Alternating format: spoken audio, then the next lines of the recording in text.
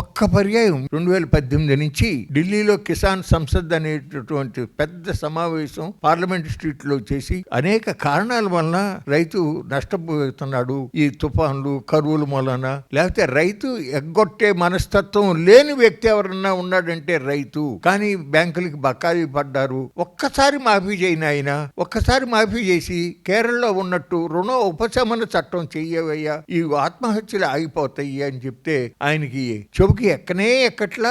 వాటికి ₹1 కూడా మాఫీ చేయలా. ఇప్పుడు వెనకటి రోజుల్లో దేవీలాల్ గారు ఒక 10,000 కోట్లు మాఫీ చేశాడు. మన్మోహన్ సింగ్ గారు ఒక 52,000 కోట్లు ఆయన మాఫీ చేశాడు. కొన్ని రాష్ట్ర ప్రభుత్వాలు 10,000 కోట్లు, 20,000 కోట్లు, 25,000 కోట్లు ఇట్లా రాష్ట్ర ప్రభుత్వాలు చేసినాయి. కానీ కేంద్ర ప్రభుత్వం, మోడీ ప్రభుత్వం ₹1 మాఫీ చేయలా.